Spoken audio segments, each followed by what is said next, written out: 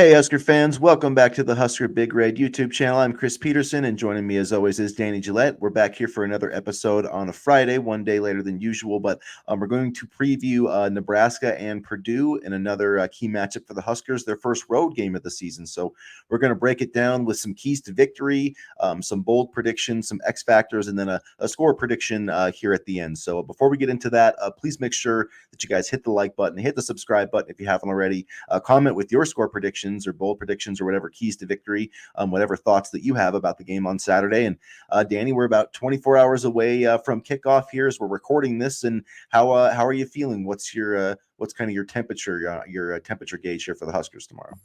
I just can't wait till we play another damn game. All these people complaining about Illinois, like, God, it's nauseating. Obviously people have opinions about the Illinois game, but I can't wait until we can talk about something else, to be honest with you, and that is Purdue.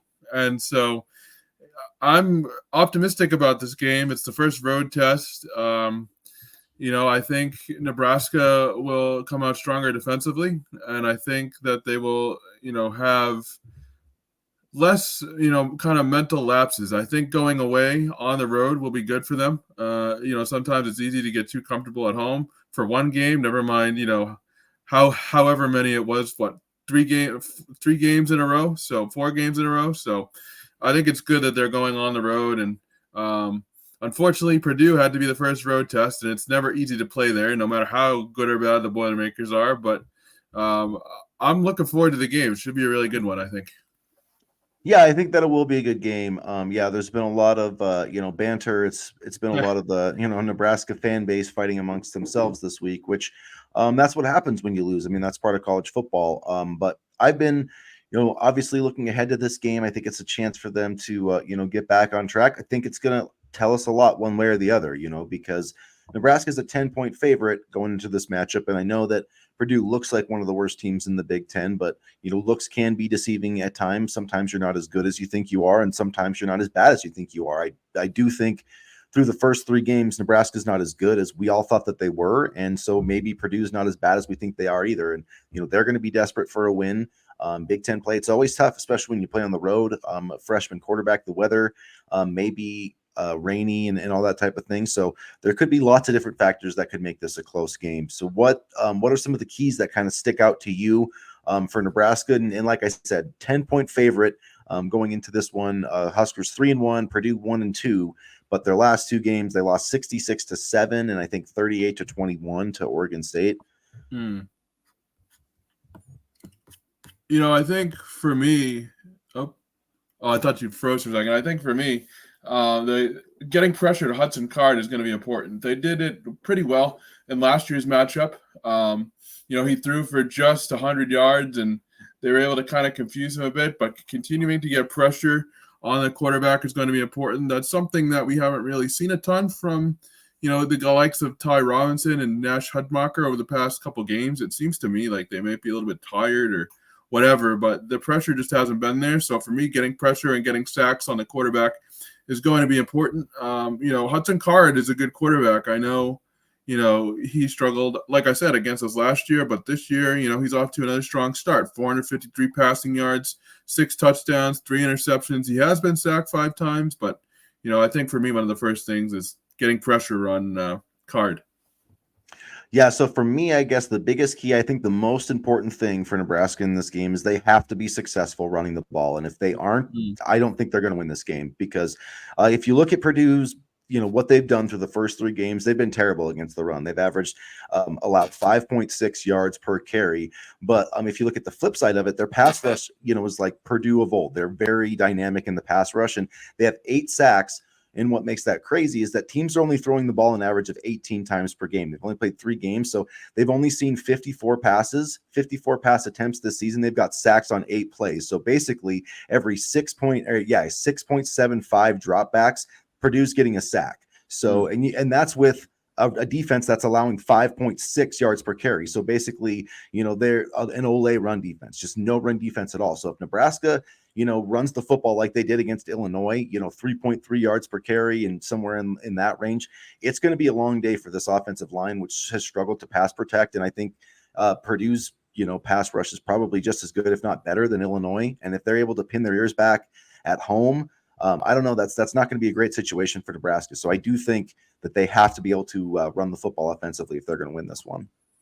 Making field goals, making extra points. That's going to be a key for me in this game. John Hall is going to take over the kicking duties for Saturday. I'm not nervous about Hall. It's hard to kick well when you can't even get the snap down right. So I'd like to see him redeem himself. I know he had a rough outing last weekend, but I'm not too worried. I just hope that he can provide some consistency to the kicking game. And you have to wonder how bad Tristan Albano's injury is and if he can kind of either play through the season or if we're going to see more of Hull in the future.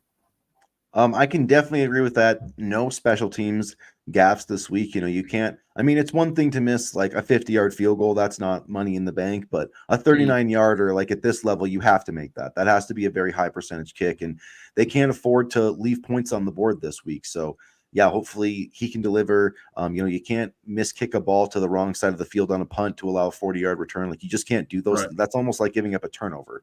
If you want to talk about, that's like a Kirk Ferentz like hidden yardage play, and coaches like Kirk Ferentz love to talk about hidden yardage, but it matters. And Nebraska gave way too much up last week.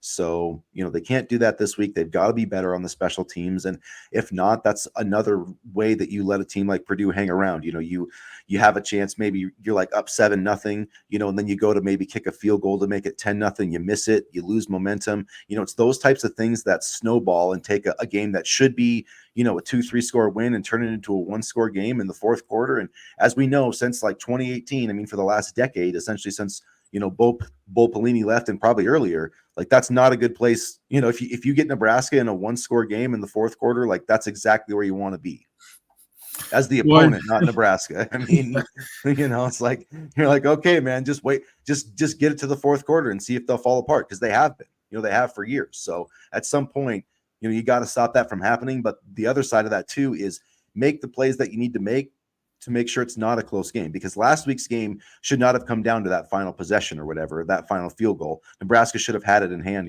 If Nair, secures that touchdown catch, it's a completely different game. I mean, just if Ramir Johnson doesn't step out of bounds and Nebraska doesn't have to settle for a field goal there instead of getting a touch, settling for a field goal instead of a touchdown, that's 4 points. So, I mean, those two plays right there, that's 11 points they left on the board with 2 plays. So, I mean, those are just, they've got to start, putting those things down, stepping on the throat of teams. And I guess that'll be another key, because I do feel like they're going to get the chance in this game, whether it's in the second quarter, early in the third quarter. I do think they're going to get a chance, whether they're up, 10 points, 14 points, to put it away. They had a couple of drives last week in the third quarter, I think, where it was a 7-point lead for Nebraska and they could not get it to 10. And so will they be able to get it to a 2-3 score lead tomorrow? I think that's going to be a big key, because like I said, when it gets to the fourth quarter, 1-score game, it gets a little scary, especially on the road. Yeah, absolutely. And especially at Purdue. And I guess, talking about putting games away and, making plays, being aggressive is one of my keys for Saturday's game, particularly at the wide receiver position. Marcus Satterfield talked this week about, having his receivers be more aggressive. And, he talked about, or he referenced the Jalen Lloyd interception against Northern Iowa, and also the overturned touchdown against Illinois, where, Nair could have perhaps jumped to get that football. So I think, fighting for footballs and being aggressive at the wide receiver position is going to be a key for me in this game. And I guess in the running department, you want to run hard, run aggressively, get to that second level. Just play with a little bit more physicality. Don't play stupid, but play like you're fighting for the football. Play like you want to grab that extra touchdown. Don't kind of let it come to you. You have to go fight for it. So kind of bringing that aggressive mentality is going to be a key for me on Saturday, especially against a Purdue team that has always kind of been scrappy and gritty. And the last key for me, I think, is going to be on the flip side of things, slowing down this this Purdue rushing attack. Devin Mockabee averaging 7 yards a carry. They're rushing for 183 yards per game. And, you referenced the pass rush. If you're not slowing down the running game, if Purdue's able to, have second and 5, third and 3, Nebraska's pass rush just is not very dynamic right now. And I think if they can get to third and long, they can scheme up some things. But if they're in those third and medium situations, I think that's going to be tough for Nebraska to get pressure. So again, defensively, they have to be better running with the run defense, setting the edge, and the tackling has to improve. And I don't know how to necessarily fix the pass rush, but it's becoming a concern. And so that's something to watch for sure. Kind of that run defense, because we've gotten gashed the past couple games on run defense, and it's been, drive extenders and, plays that wear the rest of the unit down. So stopping the run is going to be very important. All right, so let's make a switch over. What's going to be your X factor? I mean, you can pick one or two if you want, but we can start out with picking one. What's an X factor? Could be a player, could be, a certain element, could be a different element of the game, but we're not going to restrict you here. So okay. X factor in terms of player, I'll go one player, one element of the game. Ty Robinson. I mean, he needs to show up on Saturday. He needs to be able to play at a high level. And I'm not saying he's not trying, but I just need him to get, a sack or something that shows me that he is going to be that dynamic pass rusher, not only for this game, but also set the tone for the rest of the season. He's struggling a little bit right now, so I'd love to see him get back to what he does best. My X factor is going to be Zaire Wright, because we don't know right now if Tommy Hill's going to play. I mean, it seems like he might not, but I really don't know. Sounds like it's kind of up to his, pain threshold, and that's a hard thing to gauge. So we'll see. But either way, Zaire Wright looked good last week, and I think he could come in and, he has the tools. He started like 12 games in his college career. He's played really well. He was a top 100 recruit. So if he can come in and play like he did last week in a limited kind of spot, regardless of the penalties and all that, I'd be very happy. And I think that's another X factor for Nebraska. And it could be one of those situations where, getting him on the field here might benefit them later in the season when they have Hill healthy and Sayer right. And then maybe they could, bump Marcus Buford down to, more of a slot corner safety role.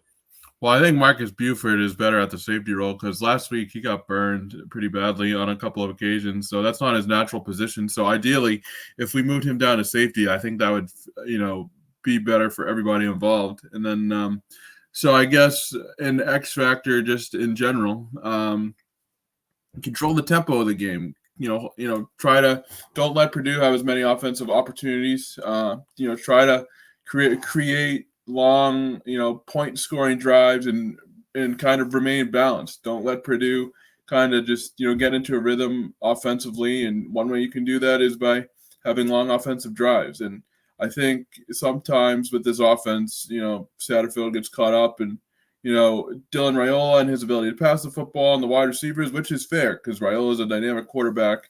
He's a tremendous freshman quarterback. We all know that, but control, kind of evening out the offense, balancing the offense, running the football, having that nice mix of plays is going to be important on Saturday. And, I think, I don't care if it's a 12-minute drive, as long as they get 7, that works for me. So just being balanced offensively is going to be important for me on Saturday.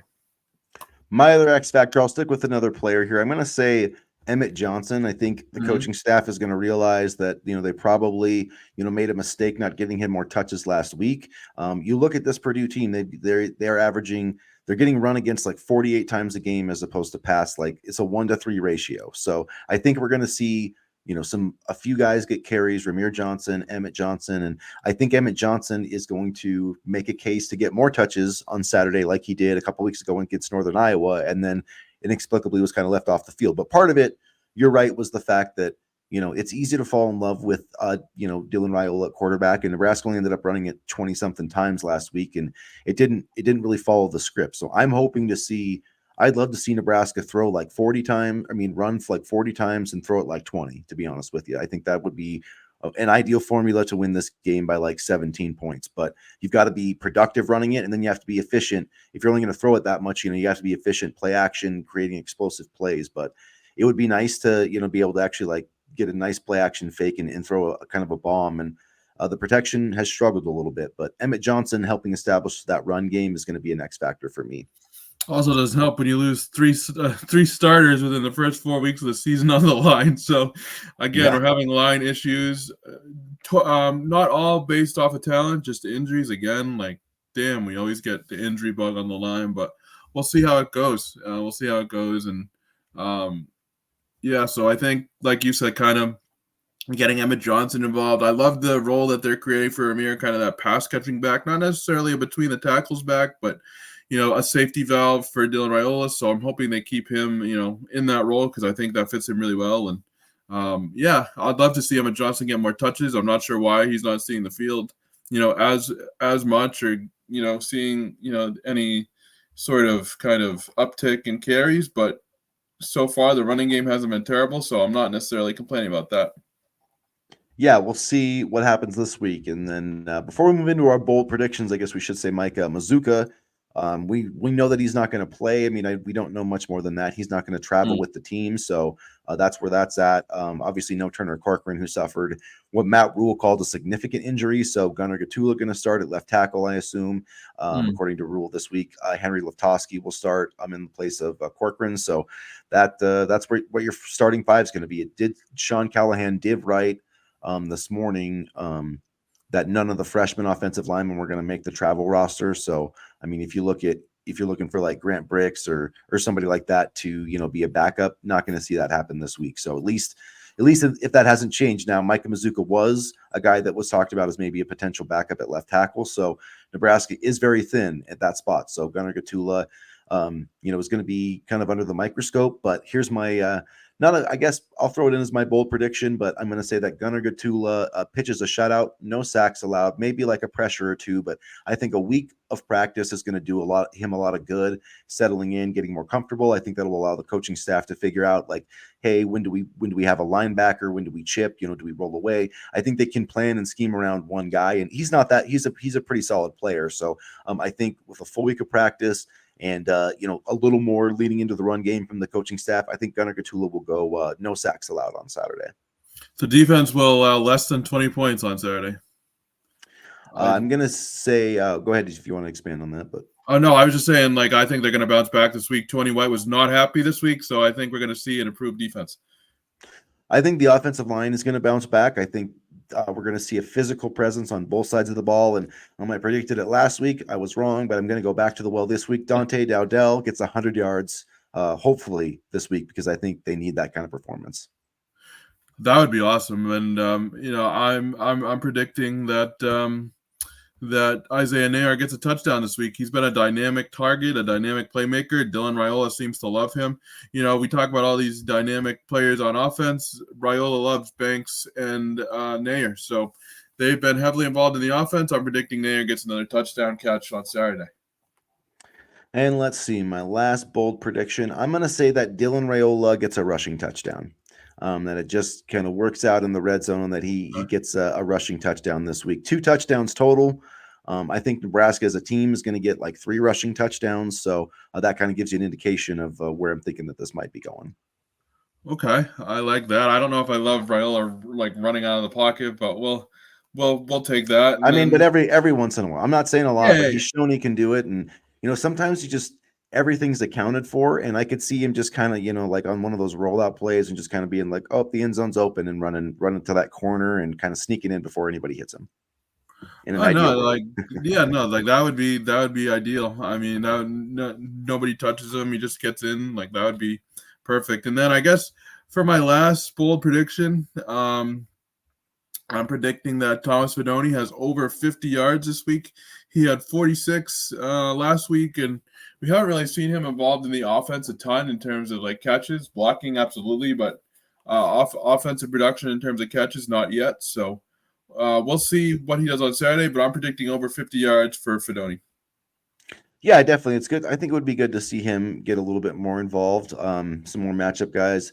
I just think he's a mismatch type of guy. And it would be fun to see like Ramir get some attempts this week. But I'm hoping that Nebraska is really efficient in the passing game. And that, like I said, I just really hope that they can come out and control the line of scrimmage, because if not, I definitely could see Dylan Raiola winning this game by himself, with like a 300-yard game. I definitely think he's got that ability, but that's just a lot to ask of even though I don't really treat him like a freshman quarterback, because he's not like a normal freshman quarterback, but that's still a lot to ask, especially with their pass rush and our offensive line. So, if we had our full, like complement of offensive linemen, I feel a lot better about it, but their pass rush is a little worrisome, I think. Yeah, and I think it'll be a good test for the offensive line. I'm not sure how it's going to go, but quick throws, simple throws, nothing too complicated, I think will help Raiola protect his body, because, as we saw in overtime against Illinois, he got hit hard last week. Yeah, he did, and I think that's going to be kind of a key thing. Not this week is hopefully to avoid him getting hit. So, Mm. all right, man, let's throw down our predictions here. So, Purdue, like I said, 10-point underdog at home. The game is 11 a.m. Central Time on Saturday. Should be. I think there's a strong chance of precipitation. Excuse me. So there's going to be some rain and weather that could impact things. But overall, what's your prediction for the score tomorrow? Well, I'm hoping the Nebraska defense participates, and less than 20 points is my prediction, so 31-17 Skurs. I'm hoping that John Hull has to participate on a limited basis in the sense that he only has to kick extra points and not field goals. But I do think that he'll kick one field goal, and I'm going to say Nebraska wins 31-17. Is that I what you know. said? Yeah. Well, yeah, we Okay. can have Well, the same prediction. I Yeah. did not mean, yeah, that's what I was going to say. I did not mean to have the same prediction, but yeah, I think 31-17. I just think that they're going to run for over 200 yards. I think Dante Dowdell is going to have a 100-yard game, a lot of rushing yards. I really think this is going to be one of those games where, we don't question, hopefully, the physicality of this team on the offensive side. And, you've got Gunnar Gatula, so lean into that run game a little bit more against this defense. And these guys that probably, want to pass rush, what pass rushers don't want to do? They don't want to defend the run. They don't want to defend 40 run plays. So that's what I think Nebraska should and will make them do tomorrow. That would be nice. I mean, just offensive consistency in general would be nice, especially in the second half. We're still having trouble scoring in the second half, but hopefully that can turn around tomorrow, and getting that fourth win would be big, especially with the schedule coming up. And then quickly here before we wrap up, just a little bit of recruiting news. Nebraska has been projected this week to get Kamori Moore, or at least to land his commitment. He was committed to Oklahoma until recently. He's been projected to Nebraska now. He's 6'1.5", 300 pounds. There's a few different measurements there. I don't know exactly, what it was, but overall, I think this was a good get. And you look at, they've got Tyson Terry, who's about 275 pounds. I'm sure he'll be, close to that 300-pound range. But I've been asking for them to get more 300-pounders. So that I'm in favor of this commitment if it happens. You wonder what this means for Malcolm Simpson. I know he visited Texas.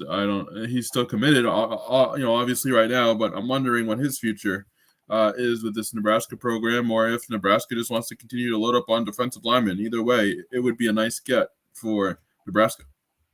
I mean, I do think that there's some concern about Simpson, but I mean, he to me is a little bit of a different player, and I think he could maybe eventually grow into, a nose, but I see him more as the Ty Robinson type, and I kind of see Tyson Terry as that too, unless he really grows into, like, I don't know if neither of those guys is going to be, Nash Hutmaker. I mean, maybe, I think Tyson Terry has a better chance, but he's going to have to put on like 50 pounds, which is possible. I mean, but I feel like this guy maybe could be more in that nose role. I'm not saying that he's going to be Nash because he's definitely a lot shorter, and it's not ideal to And have. that's a tall ask too.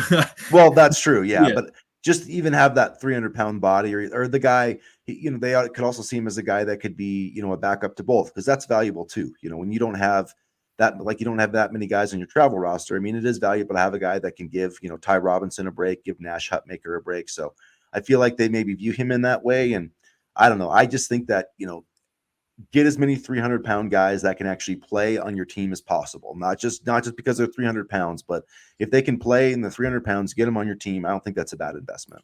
Either way, that's a strong defensive line group for the 2025 class. So, I mean, Terry, Moore, in theory, Simpson, and then Cade Petrizak, like that's a solid group right there.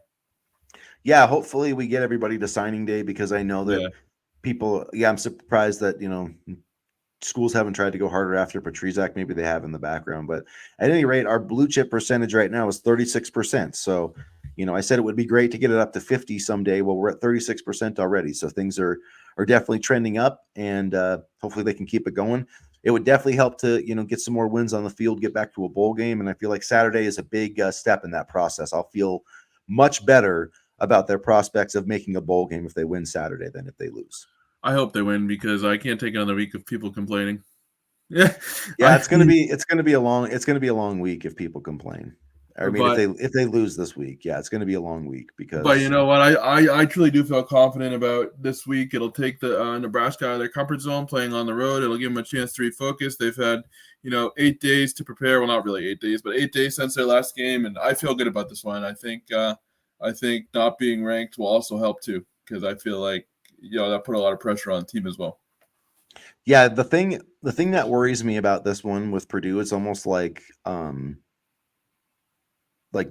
anything can happen type rule, because you look at just in the things that happened to Nebraska. It just worries me because I'm looking at Purdue, studying Purdue, and I'm like, oh, they have 0 takeaways so far this season. That's interesting, because Nebraska, and I'm like, turnovers, when turnovers happen, they come in bunches. So I'm like, is Purdue gonna get like 3 takeaways in the game Saturday Right. because they haven't got any and they've played terrible. So like, is Nebraska going to overlook these guys? I don't think so. I'd be more worried about that if they were coming off a win than a loss, but those are just the things I worry about. Like, is Purdue finally like going to just put it together and like pull out these crazy trick legs? Like, I don't know. I do No, think just like Nebraska should win, but maybe I don't know. Maybe we're just existing in an alternate universe where Nebraska's not good at football anymore. So I don't know, man. We'll see what happens on Saturday. I think it could be anything. I don't know. Just listening to all the press conferences, I felt a different sense of urgency than I have in the past couple weeks. Isaac Gifford talked about it. Tony White talked about it. Marcus Satterfeld talked about being more aggressive. So I feel like we'll see a different type of energy this week and a good type of energy, and hopefully that will help them get back on track. Hopefully. All right. Well, here's to positive thoughts about getting back on track. So thanks for joining us for another episode. We'll be back sometime after the Purdue game to wrap it up and offer some thoughts. So if you haven't already, hit the subscribe button, hit the like button, and as always, go Big Red. Go Big Red.